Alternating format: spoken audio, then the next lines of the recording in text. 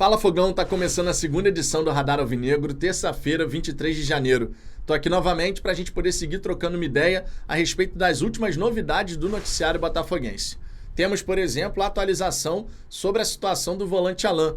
Vai fechar com o Botafogo ou vai continuar no mundo árabe? Tem negócio para a segunda janela ou o Al-Ahda vai conseguir a renovação? O que será que vai acontecer? Já já a gente vai falar sobre tudo isso. Além disso, quero destacar nesse vídeo números e estatísticas de Danilo Barbosa, Bastos, Alexander Barbosa e Lucas Halter, os 4 principais defensores do Botafogo, para poder formar aquele trio de zaga. Um vai sobrar, quem será? Antes de mais nada, Fogão, antes da gente entrar em todos esses assuntos, te peço por gentileza para deixar seu like, para você se inscrever aqui no canal. Nós estamos quase alcançando os 38.300 e vamos em busca dos 39 mil. Então, deixando o seu like e se inscrevendo no Fala Fogão, você dá uma moral gigantesca. Aproveito o começo desse vídeo para te convidar para a resenha de 10h05 da noite. Programação completaça hoje, vai ser o 4º conteúdo do dia. Beleza? Dito isso, vamos em frente. Vou começar trazendo aqui para você as estatísticas de Danilo Barbosa, Lucas Halter, Bastos e Alexander Barbosa. Vou passar estatística, eu vou falando de cada jogador, porque assim a gente consegue determinar com mais simplicidade quem liderou aquele quesito entre os próprios, claro. Vamos começar aqui por interceptações. O Danilo Barbosa, por exemplo, ele teve 3 interceptações na partida contra o Madureira. O Bastos contra o Bangu, ele teve 6 interceptações, realmente bem destacado, o dobro do Danilo.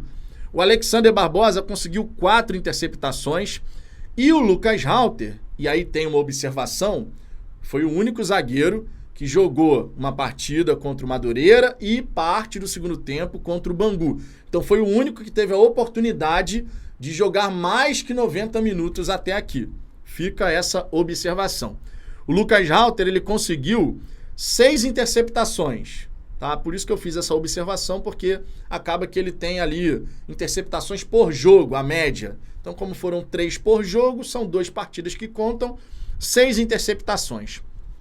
Empatou com o Bastos, só que o Bastos só jogou um confronto. Então, o Bastos liderou o quesito interceptações, comparando aqui os 4 defensores. O Danilo Barbosa, em termos de recuperação da posse de bola, conseguiu 16 vezes recuperar a posse de bola para o Botafogo. O Bastos conseguiu em 10 oportunidades, o Alexander Barbosa em 12 oportunidades e o Lucas Halter em 11 oportunidades. Veja que o Danilo teve número muito destacado nessa estatística de bolas recuperadas. Realmente impressionante e eu fico muito na torcida pelo Danilo, porque eu acho ele um ótimo jogador e torço muito para ele bem na defesa, cara, porque se a gente tiver o Danilo bem fisicamente, conseguindo sustentar essa linha defensiva com os demais jogadores, eu tenho convicção de que vai dar bom, cara. Tenho real convicção de que vai dar bom.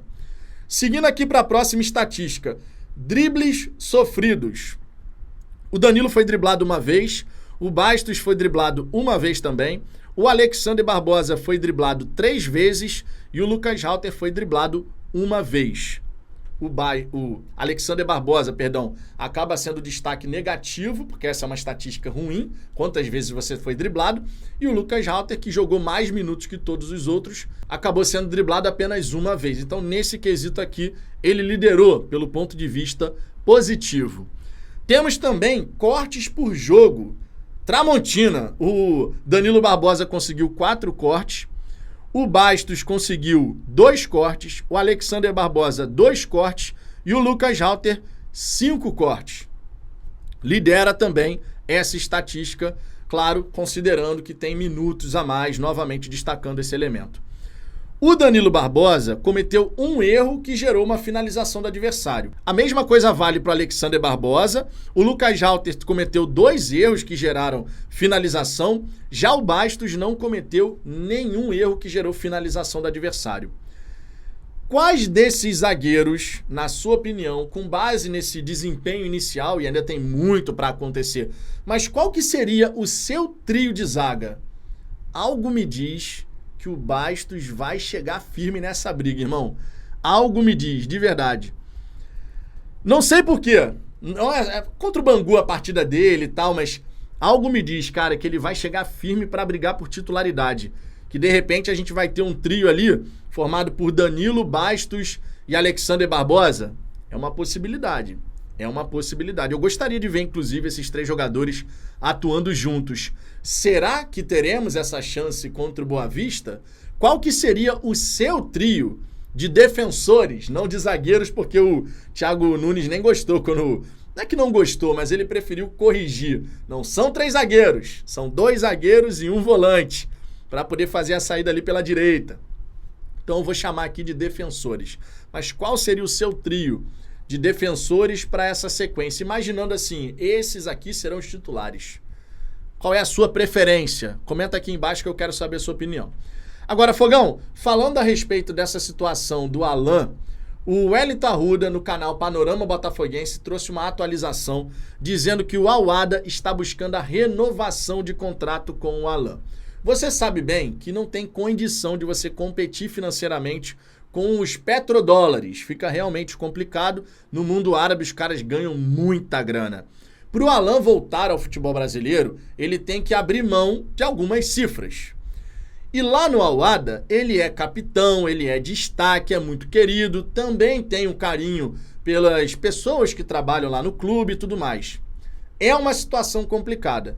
A gente até teve notícia dizendo que a situação entre Botafogo e Alan estava bem desenvolvida, bem encaminhada, que era só o Botafogo se acertar com o time do mundo árabe, os Emirados Árabes Unidos, para ser mais preciso, mas parece que não é bem assim, porque o Al-Wahda parece que vai chegar forte com proposta de renovação de contrato. O contrato do Alan se encerra no meio do ano. Ele poderia, portanto, assinar um pré-contrato com o Glorioso para poder chegar por aqui e vestir as nossas cores a partir do dia 10 de julho, que é quando abre a segunda janela do futebol brasileiro. Porém, se decidir pela permanência nos Emirados Árabes Unidos, aí não tem conversa e a gente só vai ficar lamentando, porque a contratação do Alan realmente seria espetacular. É um jogador que tem características que a gente não possui nos nossos atletas de meio de campo. É aquele cara que consegue recuperar a posse de bola, consegue desarmar pra caramba. Foi destaque nesse quesito no futebol italiano, na Premier League. E seria uma adição sensacional ao elenco do Botafogo. Eu sigo na torcida para que o Alan feche com o Botafogo, mas realmente parece que vai ficar complicado. O Botafogo tem muito trabalho a fazer ainda nessa janela. A gente sabe que a gente tem que contratar o lateral direito, que tem que contratar esse primeiro, segundo homem de meio de campo, um meio atacante. Eu colocaria aí nessa brincadeira um lateral esquerdo e um centroavante. Na minha lista, seriam 5 nomes ainda. Difícil imaginar que o Botafogo contrate tudo isso. Difícil, de verdade. Mas será que a gente vai conseguir reforçar um pouquinho mais esse elenco, pensando em pré-Libertadores, pensando em Libertadores, tomara, chegando na fase de grupos, Copa do Brasil, Campeonato Brasileiro, para que na segunda janela seja só aquele ajuste fino? Será? Vamos ter que seguir acompanhando o noticiário, ver o que é que acontece, mas pelo menos em relação à situação da Alan, pode ser que a gente não consiga levar, porque competir com essa grana que vem lá do mundo árabe realmente vai ficar complicado. Eu fico chateado. Não vou dizer que não. Fico chateado porque eu realmente estava contando que o Alan poderia ser jogador do Botafogo. Ainda não tem nada definido. É claro que ainda pode acontecer de assinar um contrato, um pré-contrato, alguma coisa assim. Mas sei lá. Se o Al-Wahda está indo com força para renovar o contrato do Alan e o homem parece que gosta de jogar por lá, só se ele quiser muito voltar para o futebol brasileiro. Só assim. O que você acha que vai acontecer, Fogão? Deixe seu comentário aqui embaixo, quero saber sua opinião e, claro, volte aqui às 10h05 da noite para participar da resenha. Beleza? Um grande abraço e até daqui a pouco.